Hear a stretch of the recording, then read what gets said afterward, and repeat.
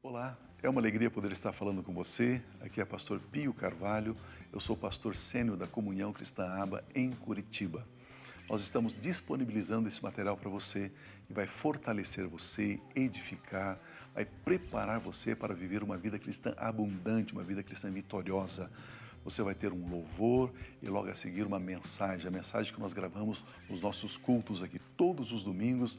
Nós temos aqui culto pela manhã às 9h30 e também às 18 horas. Abra o seu coração, receba a palavra, seja fortalecido, continue abençoado em o nome de Cristo Jesus. Amém.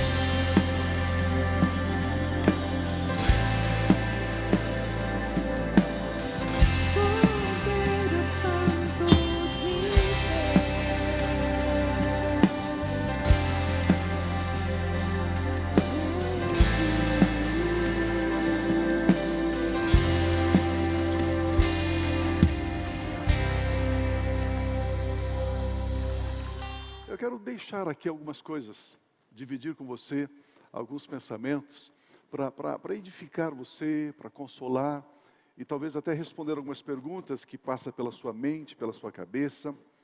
Então nós queremos ler a Bíblia Sagrada. A Bíblia Sagrada é onde nós encontramos a verdade, é onde nós encontramos a vontade revelada de Deus para mim e para você. Alguns irmãos dizem, pastor, eu não sei qual é a vontade de Deus. Então comece a ler a Bíblia. Na palavra de Deus você encontra a vontade de Deus que foi revelada para mim e para você. Deus criou cada ser humano com a capacidade de receber amor e dar amor. Não existe nenhum outro ser que Deus criou que consegue amar. Ah, pastor, eu tenho um cachorrinho lá em casa que ele me ama. Não, ele não te ama. Ele não te ama. Deixa lá ele sem comer para você ver se você não vai morder a sua mão, né? Ah, tem um gatinho lá que aquele gatinho me ama. Eu tenho certeza que aquele gato me ama. Menos ainda. Ele não ama você. Amar é uma característica exclusiva que Deus deu ao ser humano. Precisamos entender isso. Precisamos compreender isso. E quando nós começamos a perceber um pouquinho o amor de Deus, o amor que Deus tem por nós, a Bíblia diz que eu e você começamos a ficar constrangidos. Constrangidos. O amor de Deus, o amor de Cristo nos constrange, diz a palavra de Deus. Porque você começa a perceber que não existe nenhum mérito, não existe qualidade suficientemente grande em mim e você para Deus nos amar. É uma escolha dele, é uma decisão dele, é uma postura. Deus é amor e Ele se relaciona conosco em amor. E o amor, ele é eterno. E o amor, ele sempre vence. O amor, ele nunca falha, diz a palavra de Deus. Em Hebreus, na carta aos Hebreus, capítulo 1, versículos 1 a 3, nós temos essa escritura aqui. Há muito tempo, Deus falou muitas vezes. Deus, ele fala muitas vezes. E o fato de Deus falar com a humanidade já denota amor. Deus falou muitas vezes e de várias maneiras. Por quê? Ele falou de um jeito, a pessoa não entendeu. Ele falou de outra, a pessoa não entendeu. Então ele usa várias maneiras para falar. E ele falou aos nossos antepassados por meio dos profetas. Levantou homens e mulheres profetas. Mas, nestes últimos dias, falou-nos por meio do Filho. Falou por meio do Filho. Se você já leu as histórias do Velho Testamento, ficou com inveja de Elias, de Eliseu, de Abraão, de Isaac, não fique com inveja, porque ele olha para você ainda com um cuidado mais especial. Ele deu o próprio Filho dele para falar com você. Falou-nos por meio do Filho, a quem constituiu herdeiro de todas as coisas que existem. Jesus é herdeiro. E o texto diz, e por meio dele, ele criou o universo. E o próximo verso diz, o Filho é o resplendor da glória de Deus, e a expressão exata do seu ser. Quem vê o Filho, vê o Pai. Sustentando todas as coisas por sua palavra poderosa. Depois de ter realizado a purificação dos pecados, dos nossos pecados, ele se assentou à direita da majestade nas alturas. Graças a Deus. Amados, se nós tivéssemos aqui uma semana para ficar conversando, esmiuçando esse texto tão poderoso. Esse texto ele fala de dois tempos. Esse texto ele fala de duas épocas. Uma época antes de Cristo e uma época depois de Cristo. Eu sempre gosto de bater nessa tecla. O dia que eu e você lermos a Bíblia e discernirmos tempo, a nossa compreensão da Bíblia já passa a ser outra. Precisamos aprender a discernir, a distinguir épocas, tempos. E esse texto fala de dois tempos. Um tempo que Deus se comunicou com a humanidade através dos profetas, falou de várias maneiras, e depois um outro tempo, um segundo momento que Deus fala conosco através do próprio Filho dele, o Senhor Jesus. Esse texto ainda revela 5 verdades sobre o Filho. E são verdades que, pense comigo, ele diz assim, nesses últimos dias, ele fala conosco através do Filho. E de repente parece que a gente acha que isso é pouco. Aí então ele coloca 5 características sobre o Filho para você ficar assim, uau, que coisa impressionante. Ele diz que Jesus Cristo é o único herdeiro de todas as coisas. Tudo o que existe pertence ao Senhor Jesus. A pergunta é, o que sobrou para o diabo? Nada. É um falido fracassado. Nada. Todas as coisas, ele é herdeiro de todas as coisas. A segunda verdade revelada aqui, Jesus Cristo, ele é a luz que reflete a perfeita imagem de Deus Pai. Lembra no interior, quando a gente ia visitar lá um parente, um primo, um tio olhava e dizia o seguinte, a carinha de um, a fuça do outro, a cara de um, a fuça do outro, lembra? É bem parecidinho, os dois são iguaizinhos. Então, Deus Pai, Jesus é a cara de um, a fuça do outro. Bem assim. Certa vez Filipe perguntou, Senhor, mostra-nos o Pai, isso nos basta. Ele disse, quem vê a mim vê o Pai. Eu e o Pai somos um, nós somos inseparáveis. Então Jesus, ele revela e reflete a perfeita imagem de Deus Pai. Terceira verdade revelada, tudo é sustentado pela palavra do seu poder. Tudo. Tudo é sustentado pela palavra do seu poder. Neste exato momento, o seu coração está batendo, o seu pulmão está trabalhando, oxigenando o sangue, purificando o sangue, indo lá para os rins e fazendo toda a circulação, pequena circulação, a grande circulação. O sangue está entrando lá nas células menorzinhas do teu cérebro. Tudo está funcionando por causa da palavra dele na sua vida. Existem coisas que está funcionando por causa da palavra poderosa dele, coisas que eu e você nem sequer imaginemos. Está ali, funcionando. O texto diz, tudo é sustentado pela palavra do seu poder. Uau, que coisa tremenda. Ele continua dizendo que Jesus nos purificou dos nossos pecados. Diga amém, pelo menos, né? Ele nos purificou dos nossos pecados. Fala ou não falo? Fala ou não falo? Eu não entendo porque pastor sobe no púlpito e fala mal do pecado. Fica pregando sobre o pecado. Eis o Cordeiro de Deus que tira o pecado do mundo. Ele tirou ou não tirou? Tirou. O domínio do pecado, a força do pecado, a escravidão do pecado.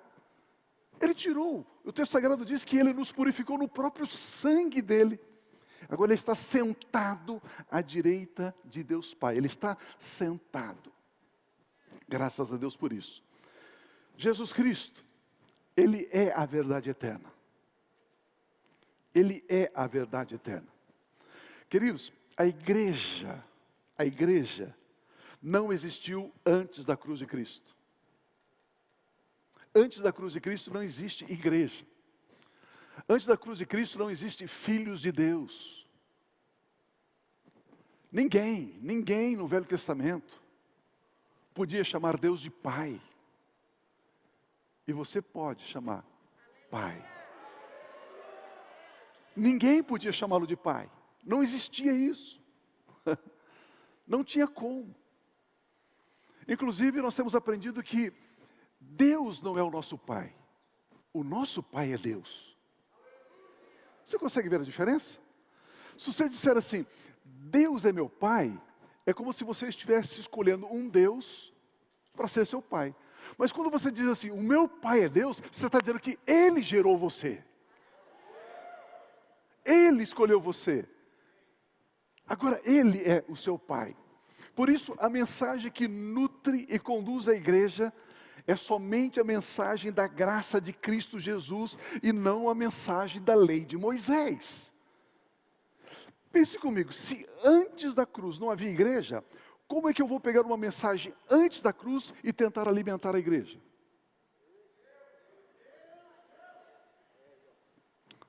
Estão comigo ainda? Moisés, ele legislou debaixo da velha aliança, a aliança da letra.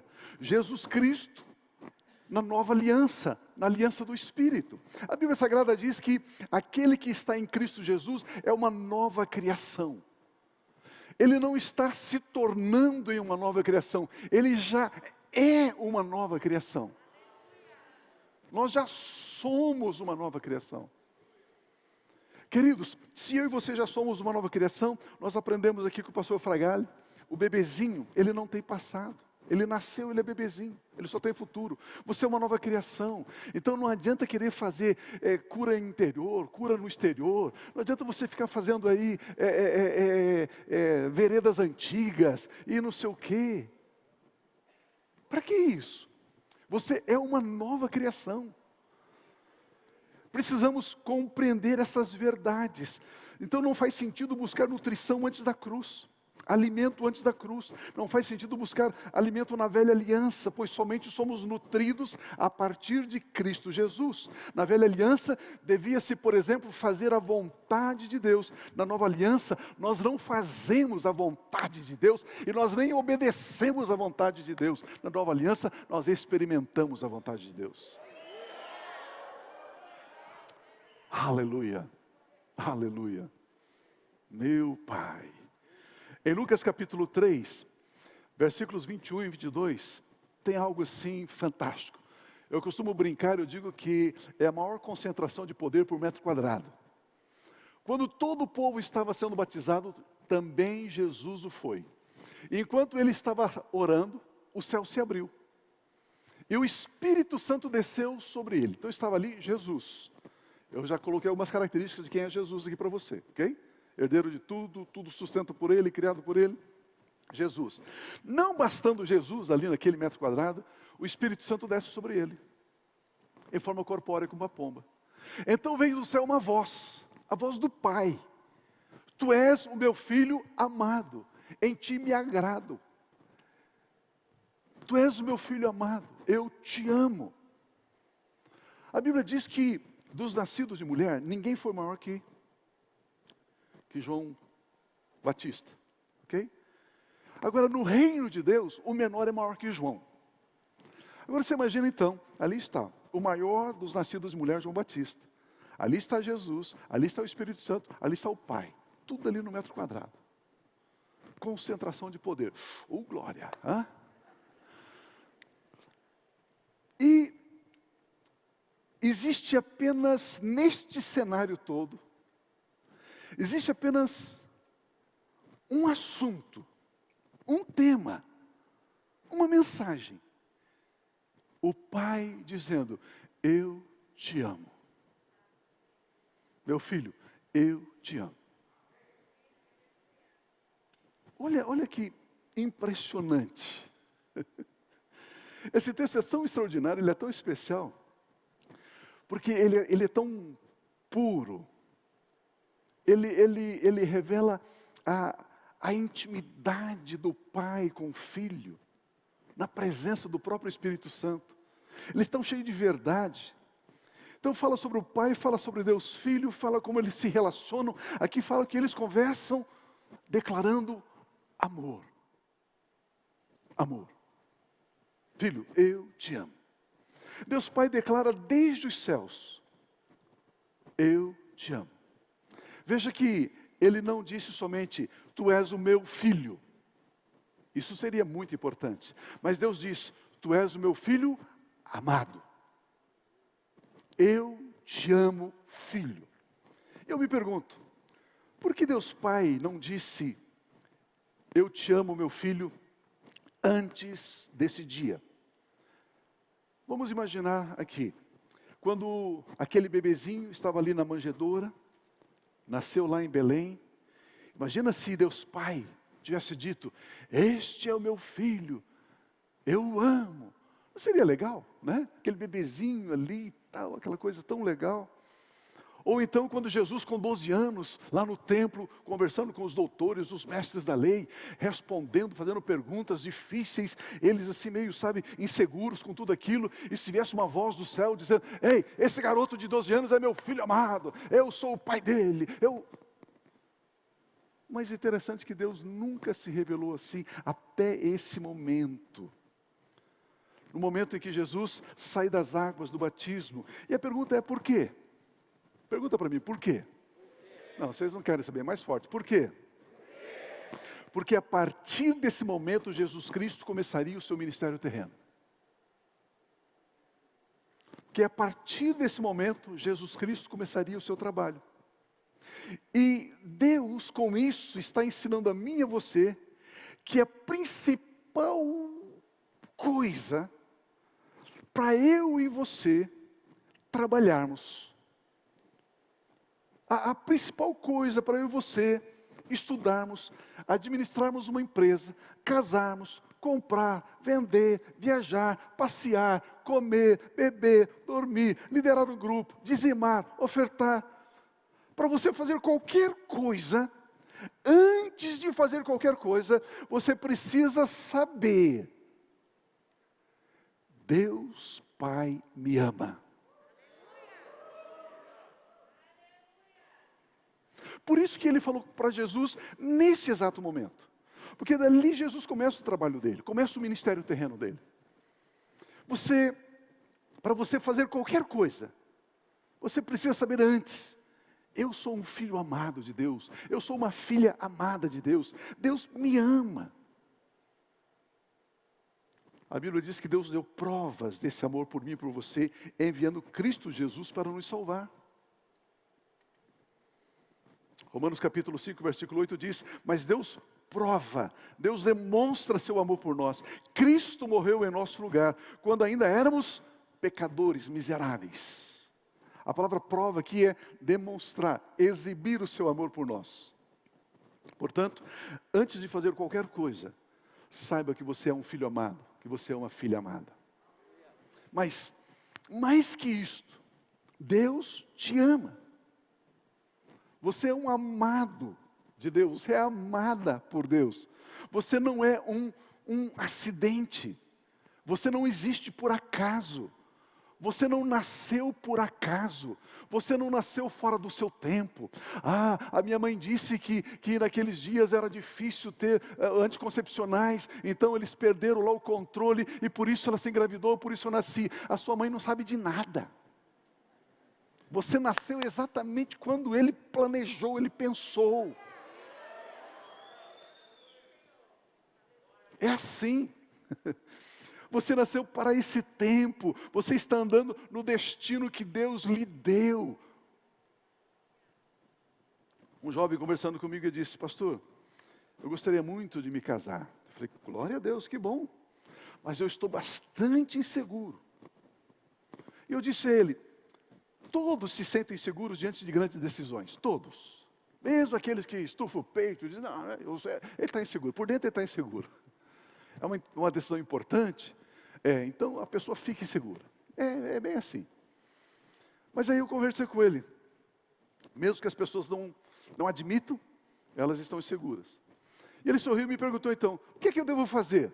Eu respondi: você precisa saber, você precisa crer que Deus Pai te ama. Você precisa saber que você é um filho amado.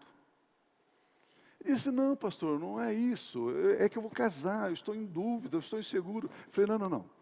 A partir do momento que você estiver convencido, convicto, isso é um espigão, uma verdade dentro de você. Deus Pai me ama. Quando você tem essa certeza, é fácil tomar qualquer decisão. É fácil fazer qualquer escolha.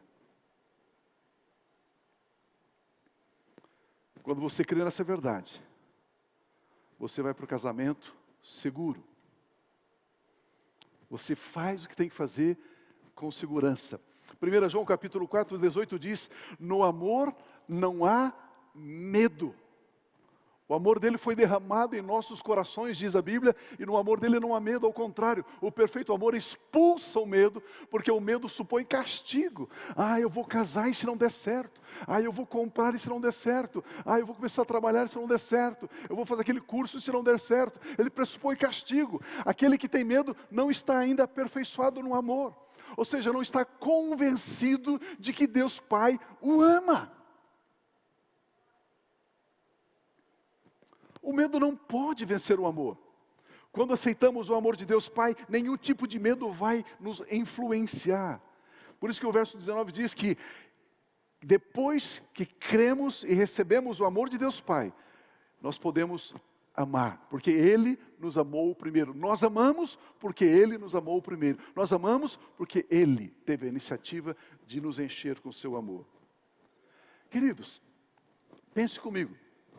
Antes do nascimento de Jesus, antes da vinda de Jesus, antes do ministério de Jesus, não havia amor na terra. Davi não conheceu amor, Salomão não conheceu amor, Abraão não conheceu amor, Jeremias, Daniel, ninguém deles conheceu o amor. Já havia pensado nisso ou não? Porque o amor ágape, ele passou a existir na terra em Cristo. Ele é a expressão do amor de Deus Pai. Esse amor sacrificial, esse amor que não pede nada em troca. Esse amor que simplesmente se derrama, flui, serve. No amor não existe medo. Porque quem sabe que é amado e quem ama está convencido, está convicto de que não existe castigo para ele. E então nós podemos fazer qualquer coisa, casar, estudar, trabalhar, liderar, ir, vir, comprar, vender, porque nós sabemos que somos amados de Deus. Se você está com algum tipo de crise, a vitória está, receba o amor de Deus Pai na sua vida. Creia no amor de Deus Pai. Comece a desfrutar do amor de Deus Pai. Ame o próximo como você ama a si mesmo. Se você sentir liberdade, diga comigo assim: Pai Celestial, eu recebo o seu amor.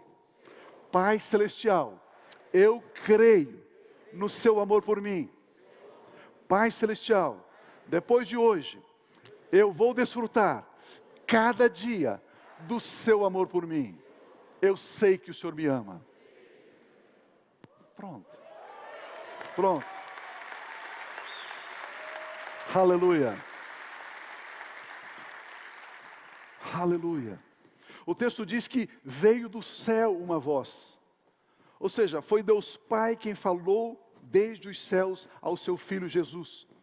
Tu és meu Filho amado, em ti eu tenho prazer, em ti eu me comprazo. É como se Deus Pai estivesse dizendo: agora que você sabe que eu te amo, agora você pode começar a obra. A Bíblia Sagrada diz que toda boa dádiva, todo dom perfeito vem de Deus. Tiago capítulo 1:16 diz assim: meus amados irmãos, não se deixem enganar. Toda boa dádiva e todo dom perfeito vem do alto, descendo do Pai das luzes, que não muda com sombras inconstantes. Então a voz veio do céu. De onde vem toda boa dádiva? De onde vem todo o dom perfeito? Vem do Pai. Por sua decisão, Tiago versículo 18, 1:18. Por sua decisão, Ele nos gerou pela palavra da verdade, a fim de sermos como os primeiros frutos de tudo o que Ele criou. Por sua decisão, Ele nos gerou. A palavra gerar aqui no grego significa querer deliberadamente, estar disposto, com a sua própria vontade, com a sua própria escolha. Ele diz: ela vai nascer, ele vai nascer, eu vou gerar ele, eu vou gerar ela. Sabe por quê? Porque eu quero que ela saiba, que ele saiba que eu o amo, que eu a amo muito. Olha o que a Bíblia diz: por sua decisão Ele nos gerou. Foi Deus quem quis deliberadamente que você existisse nesses dias sobre a terra. Que você nascesse no Brasil. Oh, se eu tivesse nascido no Canadá, na Suíça, estava lá congelando, passando frio, né? Não, no Brasil. Vai nascer no Brasil. Ele vai receber o meu amor ali no Brasil. Foi Deus quem decidiu que você recebesse o amor dele, para que você refletisse esse amor, para que você manifestasse esse amor por onde você passar. Você é fruto da vontade boa, perfeita e agradável de Deus. Foi Deus quem decidiu gerar você. Gerar do ventre, dar nascimento. Deus decidiu nos gerar pela vontade, pela palavra da verdade. Isso significa que você não é uma farsa, meu irmão, você não é um fracasso. Você é fruto da verdade, você é fruto da vontade perfeita de Deus. Você é um sucesso, você é um amado de Deus.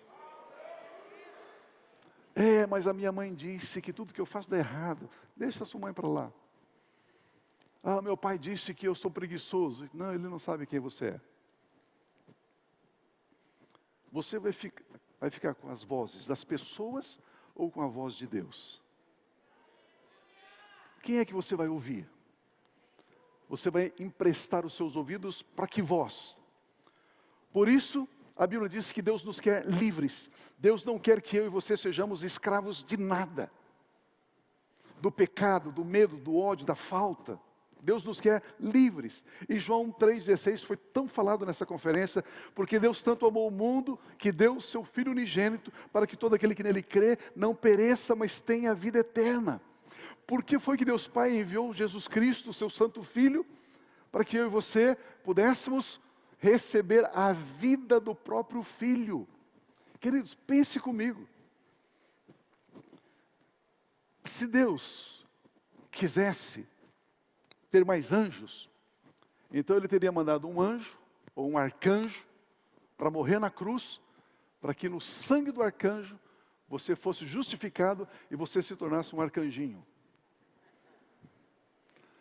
Se Ele quisesse um querubim, um serafim, teria mandado um querubim e serafim para morrer, para que através desse querubim, desse serafim, você descendesse. Mas quem Ele enviou? Ele enviou o seu único filho, o seu filho unigênito. Ao enviar o seu filho unigênito, Ele está dizendo: ei, eu quero que você seja meu filho, minha filha. Eu quero que você descenda dele. Assim como eu amo o meu Filho Jesus Cristo, eu amo você também, porque o sangue dele purificou você dos seus pecados e fez de você uma nova criação, e você está nele, e por você estar nele, eu amo você.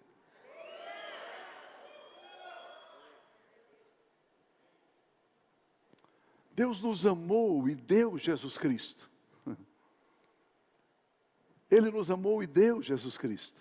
Jesus Cristo nos ama e Ele nos deu o Espírito Santo. O Espírito Santo nos ama e nos guia em toda a verdade, em toda a liberdade. João 8,36 diz: portanto, se o Filho os libertar, vocês de fato estão livres. Nós estamos livres.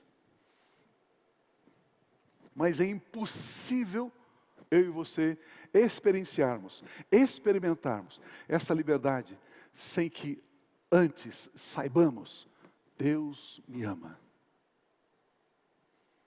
É impossível. Se você sabe, está convencido, convicto, Deus me ama, você olha no espelho e diz: uau, que orelha bonita, que nariz maravilhoso, que cabelo fantástico. Hã? Percebe? Se você tem o amor de quem é mais importante, de quem é o principal, o nosso Pai Celestial, pronto. Você começa a olhar para você, dizendo assim: o que foi, será que Ele achou em mim? O que será que Ele encontrou em mim para me amar tanto assim? Aí de repente você começa a se autodescobrir também. Dizer: quantas coisas Ele depositou na minha vida. Agora, existe algo que tem tirado a nossa liberdade que Jesus Cristo nos deu. O que? As nossas palavras. Nós temos aprendido tanto isso aqui. Muitas coisas que dizemos têm nos aprisionado. Por isso nós precisamos cada vez mais cuidar com aquilo que nós declaramos. Nós devemos falar palavras de vida e não palavras de morte. Palavras de saúde e não palavras de doença. Palavras de bênçãos e não palavras de maldição. Palavras de vitórias e não palavras de fracasso. Como as palavras são sementes, nós devemos aprender a semear sementes de vida, de saúde, de abundância, de amor. Sementes que criam e devem ser faladas. As sementes, elas criam, por isso elas devem ser faladas, pronunciadas constantemente. Nós aprendemos isso aqui. As palavras inicialmente, elas não foram usadas para comunicar. As palavras foram usadas para criar. E disse Deus: haja luz e houve luz. E nós perdemos a conexão com dizer a palavra para criar. E usamos a palavra somente para comunicar. Mas precisamos resgatar essa qualidade, esse poder das palavras e começar a usar palavras para criar também. Criar também. Palavras são sementes. Você, meu irmão, minha irmã, você é o primeiro profeta sobre a sua vida. Você é o primeiro profeta sobre a sua vida. A palavra de Deus, ela é semente. A semente, ela só germina se for semeada. E semear a palavra de Deus é declarar, confessar, professar, propalar, dizer. Você precisa aprender a dizer a palavra de Deus. Você não pode dizer, eu creio que Deus quer me curar, sem antes conhecer uma promessa bíblica sobre cura. Eu creio que Deus quer me curar. Você tem um texto bíblico que fala sobre isso? Não, não tenho. Pronto, não vai ser curado. Você precisa semear. Ao conhecer esse texto bíblico, essa promessa bíblica, você declara, você semeia. Depois você agradece pela colheita, mesmo antes de ter a colheita. Exemplo, o agricultor pode esperar uma colheita de feijão sem antes semear o feijão? Não. A semente, ela não tem poder se não for semeada. Ei, a palavra de Deus não tem poder se você não declarar.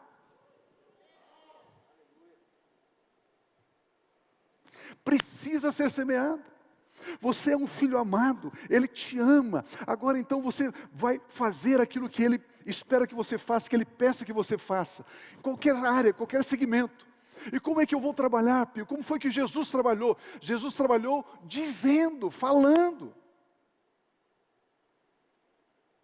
E você precisa aprender, agora que você sabe que é o amado de Deus, que foi ungido com o Espírito de Deus, você precisa trabalhar dizendo, falando. A semente também, ela produz segundo a sua espécie. Semente de milho produz milho. Semente de arroz produz arroz.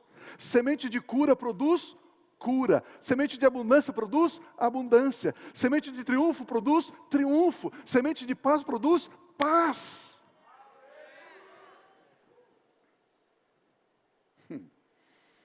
Assim também não há salvação sem que o homem saiba que Deus quer salvá-lo. Assim também não há abundância sem que o homem saiba que Deus quer que ele seja abundante. 1 João 3,1 diz assim: veja como é grande o amor que o Pai nos concedeu, sermos chamados filhos de Deus. O que de fato, vamos repetir esse pedacinho ali, o que de fato, todos juntos, o que de fato, por isso o mundo não nos conhece, porque não o conheceu.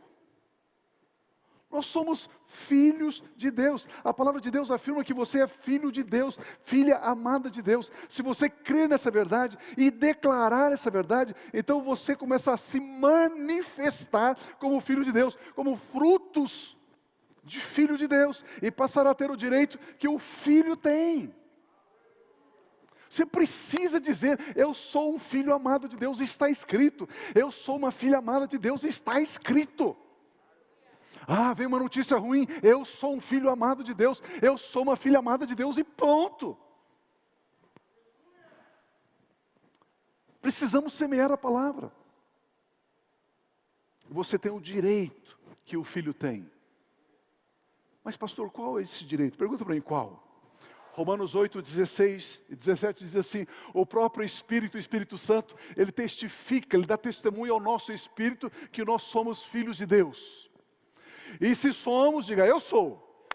Não, mais forte, eu sou. Então somos herdeiros. Lembre que nós lemos no começo, Hebreus capítulo 1, que Jesus é herdeiro de tudo. Jesus é herdeiro de tudo. Mas nós aprendemos hoje pela manhã também, que assim como Simeão foi colocado dentro da tribo de Judá, a tribo de Simeão na tribo de Judá foi inserida, eu e você também fomos inseridos em Cristo, porque todos quantos foram batizados de Cristo se revestiram. Aleluia. E aí o texto diz que eu e você somos herdeiros de Deus e co-herdeiros com Cristo. De fato, se de fato participamos dos seus sofrimentos, também participaremos da sua glória. Meu Deus! Nós estamos nele, nós estamos inseridos nele. É isso que a Bíblia está dizendo. Agora você conhece as promessas de Deus, de que você é filho amado de Deus e que você é herdeiro de Deus, você é co-herdeiro com Jesus Cristo. Amados, pense comigo, Jesus Cristo nunca fez qualquer obra porque Ele tinha alguma necessidade. Tudo que Ele fez pensando em você.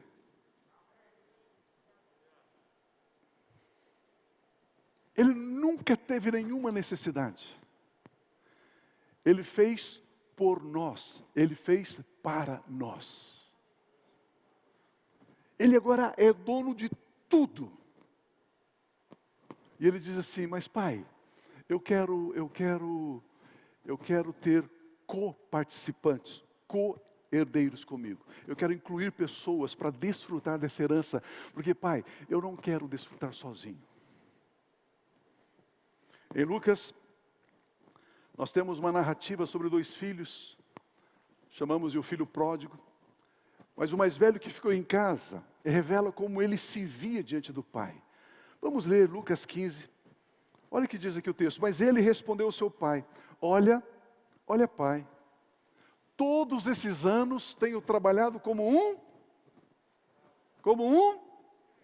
escravo, ao teu serviço, e nunca desobedeci as tuas ordens, mas tu nunca me deste nenhum cabrito para eu festejar com os meus amigos.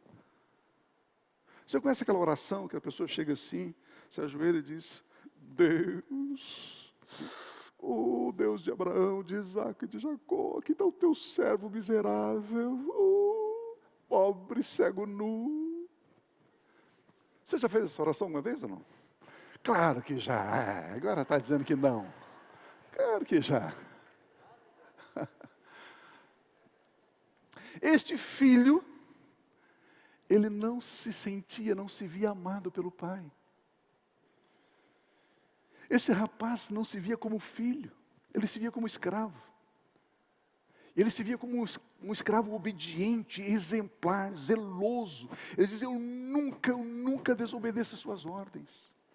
Olha o versículo 30, mas ele diz, mas tu nunca me deste um cabrito para eu festejar com os meus amigos, mas quando voltas para casa, esse teu filho que esbanjou os teus bens com prostitutas, matas um novilho gordo para ele. Olha a confusão dos pensamentos desse rapaz. Ele diz que é escravo, e ao mesmo tempo ele reclama que nunca recebeu uma recompensa, mas escravo não tem recompensa.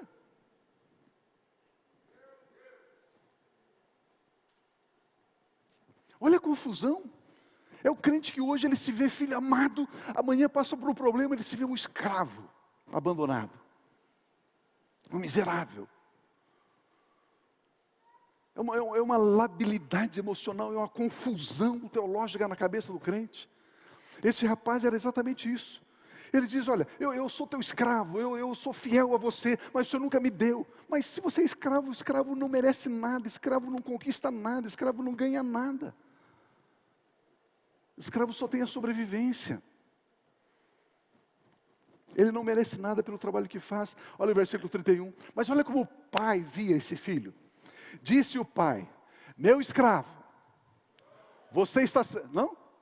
Eu não consigo ler. Está escrito lá, meu o quê? Meu filho. Percebe que o filho se diz, eu sou teu escravo. E o pai diz, não, você é meu filho. Meu filho, você está sempre comigo. E tudo o que eu tenho é seu. Meu filho, tudo o que eu tenho é seu. Minha filha, tudo o que eu tenho pertence a você. Oh, Jesus. Queridos, pequeno testemunho aqui. Eu jejuo menos que a maioria dos pastores. Eu oro menos que a maioria dos pastores. Eu leio a Bíblia menos que a maioria dos pastores. Eu evangelizo menos que a maioria dos pastores. Eu subo no monte muito menos que a maioria dos pastores. E eu sou muito mais abençoado que eles. Aleluia! Aleluia!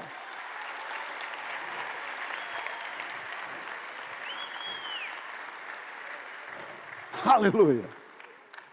Graças a Deus eu aprendi que não é pelo que eu faço, é pelo que o meu irmão mais velho chamado Jesus Cristo fez. Eu estou ancorado nele. Interessante, o pai diz, meu filho, você é meu filho. Mas o filho diz, eu sou escravo. O pai diz, tudo que é meu é seu, filho. O filho diz, o senhor nunca me deu nada. Que conversa difícil. Eu brinco, né? Eu gosto de dizer, parece revólver na mão de macaco, né? Você não sabe para onde vai atirar, sabe? O pai fala uma coisa, o filho fala outra. Pelo fato desse filho não saber que era filho amado, ele tinha uma visão distorcida de quem era o pai. Queridos, você só vai ver Deus nitidamente, claramente, quando você souber que você é um filho amado. Falamos tanto de identidade. Se você sabe, eu sou um filho amado, você vai ver o seu pai de uma forma correta. Você vai ver que você é herdeiro dele, co-herdeiro com Cristo. Tudo que ele tem é seu. Por isso é muito importante você saber e crer que você é um filho amado, que você é uma filha amada, minha irmã. Conheça essa verdade, creia nessa verdade, declare essa verdade, semeie essa verdade. Eu sou um filho amado. Essa verdade ela é eterna. Hoje sempre você é amado de Deus Pai. Você é amada de Deus Pai. O que faz de você um esposo fiel, uma esposa fiel? Saber que Deus ama você.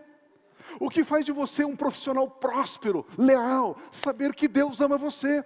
O que faz de você um apacentador, um coordenador, um líder na igreja fiel? Saber que Deus ama você. O que faz de você um jovem, uma jovem santa? Saber que Deus ama você. O que faz de você um adolescente, um junior, uma criança santa? Saber que Deus Pai ama você.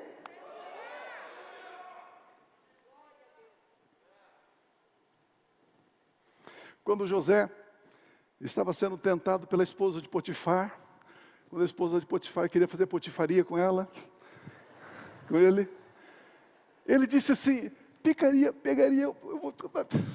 eu vou pecar contra o Senhor meu Deus? Percebe, não tinha nada a ver com a mulher, não tinha nada a ver com ele. Tinha convicção de que Deus me ama. Porque o amor sempre vence. O amor sempre vence. Pense comigo. Se Deus te deu essa, vamos chamar assim de arma. Não sei se é arma, mas essa arma poderosíssima. Essa convicção, essa certeza que corre nas suas veias, nas suas células, nas suas entranhas. E de manhã, de tarde, de noite, você sabe que Deus é teu Pai e que Ele te ama. E como filho amado, aí você faz tudo o que você faz. Você faz com alegria, com confiança. Você faz tudo com amor. Se você fosse seu inimigo, para você combater isso, como é que você imagina que poderia combater essa pessoa? A única maneira é tentando colocar dúvida nessa pessoa.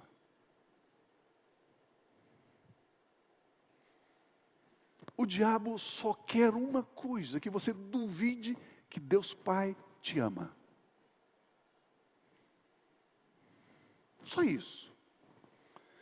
Ele quer que você avalie as situações, as circunstâncias adversas, e Ele quer que você coloque essas situações no mesmo nível da palavra de Deus. A palavra de Deus diz isso, a circunstância diz isso, diz uma coisa anula a outra, então não é bem assim. Estão comigo? Ele sabe, Satanás sabe, do poder e da autoridade que você desfruta ao crer e receber o amor de Deus Pai. Por isso, os poderes das trevas sempre usarão uma arma chamada dúvida. Se em um momento difícil aceitarmos a dúvida em nossos corações, a dúvida, ela primeiramente nos paralisa. Primeiramente ela nos paralisa, e depois a dúvida, ela coloca medo. A dúvida produz insegurança. A dúvida produz revolta, divisão, insônia, agitação. Foi essa a estratégia que Satanás usou com Eva lá no Éden. Satanás levou Eva a duvidar do que Deus havia dito sobre aquela árvore. E foi essa também a estratégia que ele usou com Jesus Cristo. Temos aprendido isso nas últimas mensagens que eu preguei. O diabo queria que Jesus Cristo duvidasse que Deus Pai o amava. Olha Lucas capítulo 4, de 1 a 3, diz assim: Jesus, cheio do Espírito Santo, voltou do Jordão, foi levado pelo Espírito ao deserto, onde durante 40 dias foi tentado pelo diabo, não comeu nada durante esses dias e, ao fim deles, teve fome. O diabo lhe disse: se és o Filho de Deus, manda esta pedra transformar-se em pão. Se és o Filho de Deus. O que foi que o diabo tirou da frase? Amado. Deus havia dito: tu és o meu filho amado. O diabo diz: você precisa esquecer que você é amado. Você precisa duvidar que você é amado. Você precisa deletar essa conversa do pio aí na tua mente de que você é amado, de que você é amada. Esqueça isso, isso não é bem assim. O diabo, intencionalmente, de uma forma maligna e intencional, o diabo tira a palavra amada. Eu tenho certeza que o diabo ouviu a voz de Deus ali no Jordão, quando ele falou para Jesus: tu és meu filho amado. Agora então o diabo vem com uma voz também. Quantos entendem isso, que o diabo também usa vozes? Falando na mente, nas emoções das pessoas. E todas as vezes que vem em sua mente, por exemplo, pensamentos de dúvida, de medo, de divisão, de amargura, de ansiedade, de escassez, de falta, de negligência, saiba com certeza que não é o Espírito Santo de Deus falando com você, mas é o diabo tentando perturbar e atormentar você com dúvida. E o diabo vem e diz para Jesus: se você é filho de Deus, ou seja, duvide de que o teu pai te ama. Deus Pai disse: você é o meu filho amado. E por que o diabo tira a palavra amado? Porque se eu duvido que eu sou amado, eu fico paralisado. O medo começa a invadir o meu coração. O medo e a dúvida me afastam de Deus. Isso aconteceu com Adão e Eva lá no Éden. Quando veio a dúvida e o medo, eles fugiram. Amados, a dúvida questiona toda a verdade da palavra de Deus. A dúvida questiona toda a verdade. Eu sou como árvore plantada junto a ribeiros de água. Isso são sementes, palavras são sementes. E tudo que eu faço prospera. É uma semente. Aí você pega essa semente nas suas mãos e olha assim e diz: eu sou como árvore plantada junto a ribeiros de água. E tudo que eu faço prospera. Você pega essa semente e diz: não, essa semente é mentirosa. Se eu semear essa semente, se eu declarar, se eu confessar essa semente, essa verdade, não é bem assim. Se o agricultor desconfia da qualidade da semente, ele não semeia. E se ele não semeia, ele não colhe.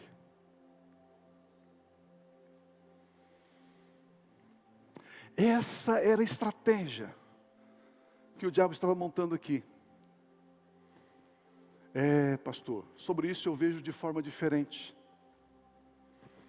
Eu não creio bem assim, pastor. Pastor, eu nem preciso da comunhão da igreja, da comunhão dos irmãos.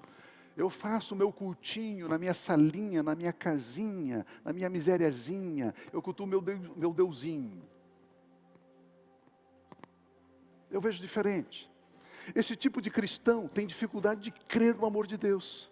Esse cristão já está duvidando do próprio amor de Deus. Ele já tem medo no seu coração. E o próximo passo é rejeitar a verdade central do Evangelho. Qual é a verdade central do Evangelho? Que o amor de Cristo, demonstrado ali na cruz do Calvário, que o sangue dele me purificou de todos os pecados e me fez uma nova criação, me fez uma nova criatura, e aquele que está em Cristo é uma nova criação, e não há condenação sobre a minha vida. Verdade central do Evangelho, que é pela graça de Deus que somos perdoados, que Jesus morreu e ressuscitou por causa da minha justificação, que Deus amou o mundo de tal maneira que deu o seu Filho unigênito. A dúvida envenena o coração do cristão, a dúvida coloca a nossa autoestima lá embaixo. A dúvida gera uma filha chamada medo, por isso muitos cristãos se afastam da comunhão, se afastam da palavra, se afastam do louvor, se afastam da adoração, se afastam de Deus. Adão disse: ouvi a tua voz, eu tive medo e me escondi. Então abre-se uma porta na vida desse cristão. Esse cristão começa a questionar: se Deus me ama, por que aconteceu isso comigo? Se Deus me ama, por que aconteceu isso com meu filho, com a minha filha, com a minha empresa, com o meu emprego? Por que aconteceu isso com o meu trabalho? É aquilo que eu disse, e aí a experiência começa a ter para essa pessoa o mesmo poder que a palavra de Deus. Uma experiência negativa começa a invalidar a palavra de Deus. E aí eu não declaro que eu sou filho amado. Aí eu não declaro que eu estou fortalecido no Senhor e na força do seu poder. Aí eu não declaro que eu posso todas as coisas daquele que me fortalece. Aí eu não declaro que eu estou escondido à sombra do Deus onipotente. Aí eu não declaro as verdades de Deus, eu não semeio. E se eu não semeio essas mensagens, essas promessas, eu não colho.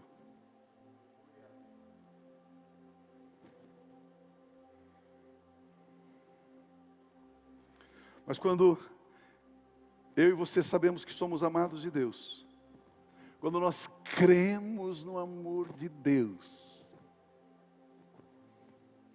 quando eu creio, quando eu recebo esse amor, eu quero ouvir a voz de Deus, meu Pai, porque eu sei que a voz dEle, ela vem me construir, ela vem me acariciar, ela vem me confortar. Amado, se eu duvido que sou amado, eu me prostro diante das lutas. Se eu sei que sou amado, eu me levanto sobre elas. Se eu duvido que sou amado, eu me prostro diante da tentação. Mas se eu sei que sou amado, eu triunfo sobre a tentação. A tentação se prostra diante de mim. Se eu duvido que sou amado, eu fico pensando que vai faltar. Mas se eu sei que sou amado, eu me alegro com a abundância que vai chegar. Se eu duvido que sou amado, eu tenho medo. Mas se eu sei que eu sou amado, eu sou ousado no poder e na força do Espírito Santo. Se eu duvido que sou amado, eu sou mesquinho, eu quero guardar tudo, eu quero poupar tudo. Mas se eu sei que sou amado, eu sou generoso. Se eu duvido que sou amado, eu sou infiel. Se eu sei que sou amado, eu sou fiel à minha esposa, à minha família, à minha igreja, aos meus amigos, ao meu patrão. O diabo sabia que Jesus Cristo, se Jesus Cristo duvidasse de que Deus Pai o amava, ele derrotaria Jesus. Por isso o diabo intencionalmente omite a palavra amado. Mas Jesus Cristo calma, serenamente, de uma forma muito segura, nem por um pequeno instante duvidou do amor do Pai. Jesus Cristo sabia que o Pai o amava.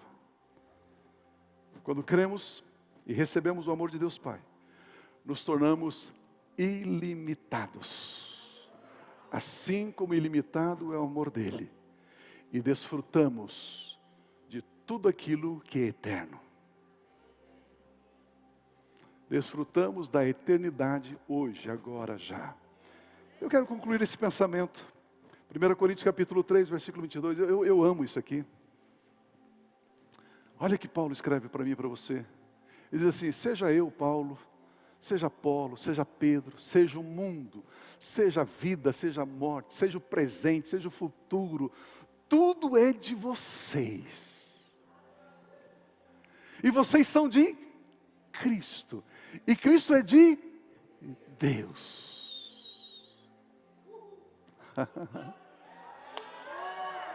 Aleluia. Aleluia. Aleluia. Aleluia.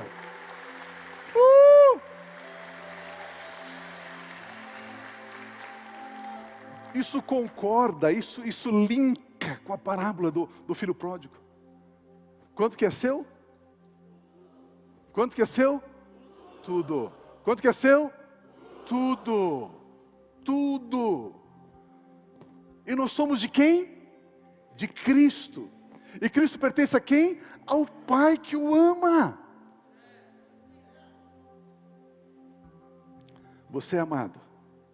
Você é eterno. A mão de Deus Pai está ao redor dos seus ombros, cuidando, acariciando. A paz de Cristo Jesus enche o seu coração.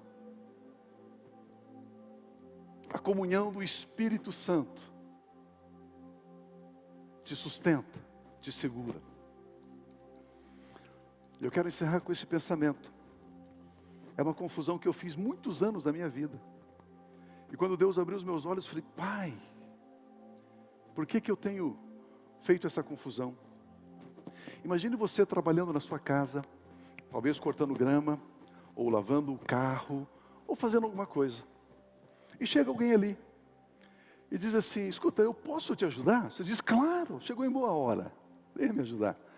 Vamos imaginar que seja grama que você esteja cortando. Aí você diz para um rapaz, ou para aquela moça, diz, escuta, então pegue a vassoura, pegue o rastelo, e vai ajuntando aquela grama que eu já cortei. Ele diz, não. Você diz, não, você não falou que ia me ajudar? Sim, eu falei que ia ajudar, não que eu iria fazer por você.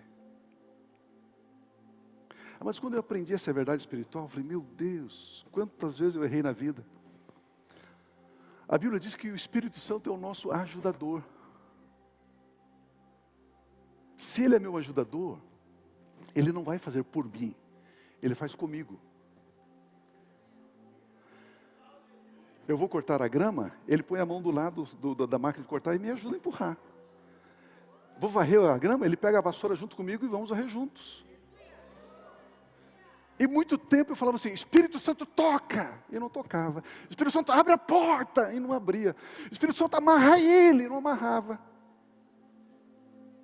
Aí eu descobri, falei, não, Ele não vai fazer por mim, Ele faz comigo.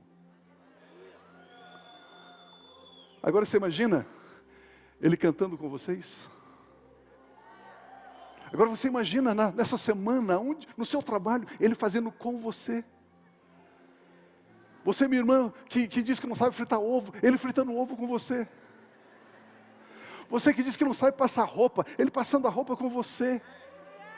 Você diz que não sabe liderar o grupo, Ele liderando o grupo familiar com você. Você que diz que não sabe evangelizar, Ele evangelizando com você. Você que diz que não sabe pregar, Ele pregando juntamente com você. Meu Deus!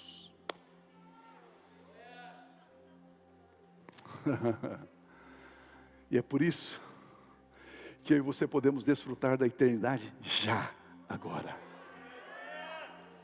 Já, porque Ele já nos foi dado. Ele já está em nós, Ele já está sobre nós. E o Espírito Santo é a manifestação do amor do Filho. Ele disse, eu rogarei ao Pai, Ele vos dará outro Consolador. Eu rogarei ao Pai, Ele vos dará um outro ajudador, e estará para sempre com vocês. Isso é desfrutar do eterno. Isso é desfrutar da vida abundante. Por quê? A Bíblia é muito clara.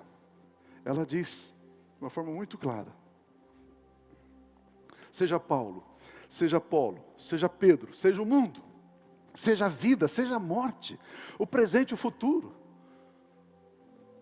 Tudo é de vocês, ou seja, tudo isso está debaixo dos nossos pés. E vocês são de Cristo. E Cristo de Deus.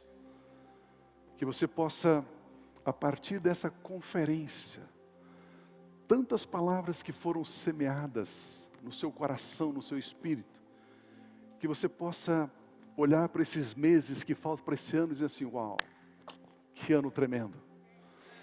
Melhor ano da minha vida, melhor ano da minha empresa, melhor ano do meu ministério, melhor ano de tudo aquilo que eu fiz. Creia, semeie essa palavra, porque você é um filho amado, você é uma filha amada, e nada e ninguém poderá te deter, porque tudo é nosso, nós somos de Cristo, e Cristo de Deus. Que você permaneça ricamente, abundantemente abençoado, em nome de Jesus Cristo, aleluia.